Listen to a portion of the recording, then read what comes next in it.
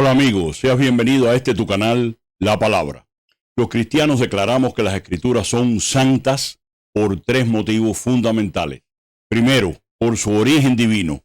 Al haber sido inspiradas por el Espíritu Santo, su enseñanza es moralmente buena, santa e intachable.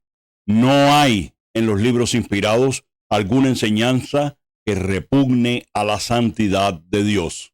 Segundo, por su fin, que es guiar nuestra vida hasta el encuentro personal con Dios, el tres veces santo, y cuya voluntad eterna e inmutable es aprobar el bien y rechazar el mal.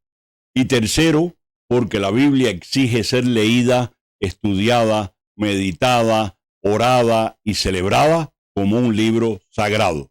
Los cristianos veneramos este libro porque contiene la palabra de Dios escrita, que dicho sea de paso, no es un fin en sí misma, sino el vehículo que nos ayuda a alcanzar ese fin que todos deseamos, que es la comunión con Dios.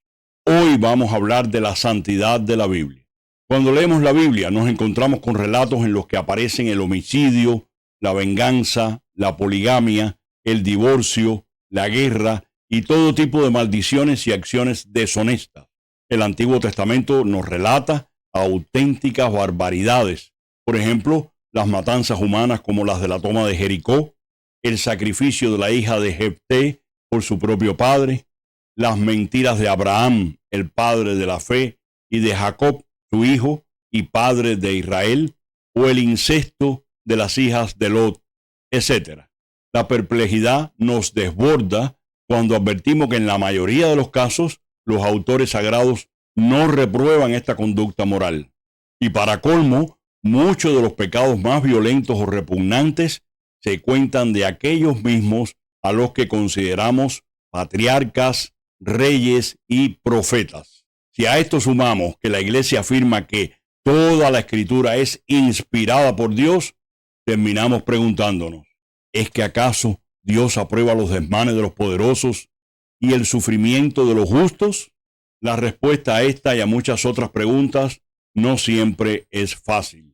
Partamos del hecho que la Biblia no intenta escondernos la verdad sobre el hombre, sino que muy a menudo nos las presenta con toda su crudeza y realismo. En el magisterio de la Iglesia podemos encontrar algunas pistas que nos pueden iluminar mucho para comprender estos relatos.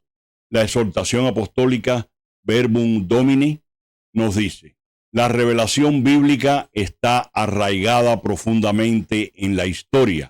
El plan de Dios se manifiesta progresivamente en ella y se realiza lentamente, por etapas sucesivas. Dios elige un pueblo y lo va educando pacientemente. La revelación se acomoda al nivel cultural y moral de épocas lejanas, sin denunciar explícitamente su inmoralidad. Aquí tenemos un primer criterio. Dios ha elegido un pueblo que, como cualquier otro, tiene sus virtudes y sus miserias. Lo verdaderamente extraordinario es que a través de todas estas personas e historias, Él ha querido comunicarse con nosotros y darse a conocer. Además, la Biblia no es un código moral, aunque haya en ella enseñanzas morales de incuestionable valor práctico. Ella es principalmente historia de la salvación, en la que Dios se revela misericordioso a través de todos estos infortunios. Volvemos al documento antes citado. En el Antiguo Testamento, la predicación de los profetas se alza vigorosamente contra todo tipo de injusticia y violencia colectiva o individual, y de este modo es el instrumento de la educación que Dios da a su pueblo como preparación al Evangelio. Por tanto, sería equivocado no considerar aquellos pasajes de la Escritura que nos parecen problemáticos, como también sería equivocado juzgarlos con los criterios morales de nuestro tiempo, sin tener en cuenta el contexto histórico en que han tenido lugar. Dios quiere salvarnos, por supuesto, pero no desde fuera o desde lo alto, sino desde dentro mismo de la historia.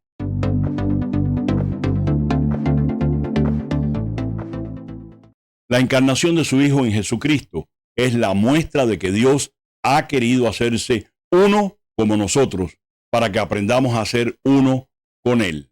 San Atanasio, uno de los padres de la iglesia de los primeros siglos del cristianismo, dijo a este respecto: lo que no fue asumido, no fue redimido. Es decir, si el Creador a través de su propio Hijo no hubiera tenido la experiencia concreta de nuestra humanidad, con todas sus miserias y riquezas, nosotros jamás tendríamos siquiera una idea de lo que es la divinidad, ni la oportunidad de la sanidad de nuestra humanidad herida por el pecado. Por eso celebramos con gran gozo este acontecimiento tan singular que es la encarnación en Jesucristo hombre del Hijo eterno de Dios. Y a este acontecimiento salvífico lo consideramos la plenitud de los tiempos. Ahora bien, ¿cómo se compagina todo esto con la santidad de los libros inspirados? Pues en la antigua ley encontramos las deficiencias propias de una etapa preparatoria de la revelación. Dios, como gran pedagogo, es paciente con la rudeza humana y tolerante con sus imperfecciones, mientras nos va educando en el bien verdadero. La ley del talión, por ejemplo, era dura en sí misma, pero justa desde el principio moralmente bueno de que la culpa debe ser adecuadamente castigada. En este sentido, tenía una finalidad disuasoria. Procuraba evitar que el otro emprendiera una acción deplorable contra ti, por temor a recibir una respuesta igualmente dura. En la ley de la gracia, Jesucristo nos enseñó un comportamiento moral más alto, mandando a devolver bien por mal. Es la única manera de romper la espiral de la violencia que generaba la antigua ley del ojo por ojo.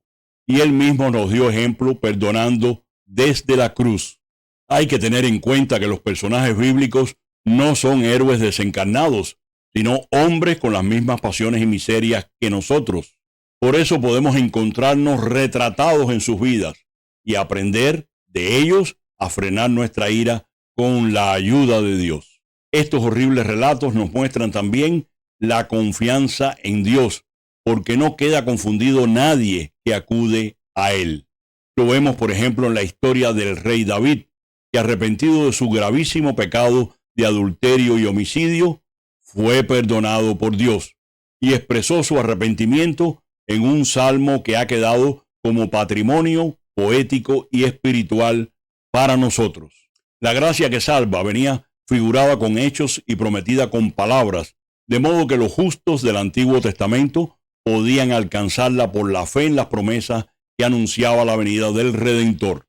Dios la fue revelando a medida que la razón humana se oscurecía por la abundancia de los pecados personales. En el Nuevo Testamento, Dios facilita la gracia de un modo más perfecto y abundante, con la posibilidad de la salvación mediante la Iglesia, a la que ha dado los medios sacramentales para ello. Por otra parte, mirando a los preceptos de la ley moral, también el Antiguo Testamento proporcionaba un alto conocimiento de esta ley. En tiempos de Abraham y los patriarcas, los preceptos de Dios tenían un carácter más bien doméstico, pero con la ley dada a Moisés en el Sinaí, la revelación adquiere el carácter de un pacto, se constituye en una alianza entre Dios y su pueblo. Así los 10 mandamientos se convierten en los preceptos de la ley natural.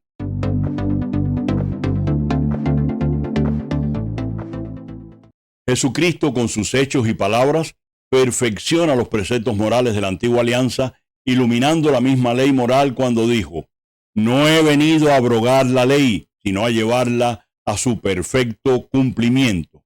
En el Sermón de la Montaña, Jesús corrige con firmeza la interpretación judaica de la ley de Moisés, con esa superación que es plenitud y universalidad. Las Escrituras son santas, a pesar de todos estos desafortunados relatos, en razón del designio de Dios en Cristo. Si en los libros de la literatura universal el autor garantiza la unidad y coherencia de su obra, en la Sagrada Escritura, Dios hace que los escritores sagrados enseñen la misma verdad, a pesar de las miserias humanas de los protagonistas.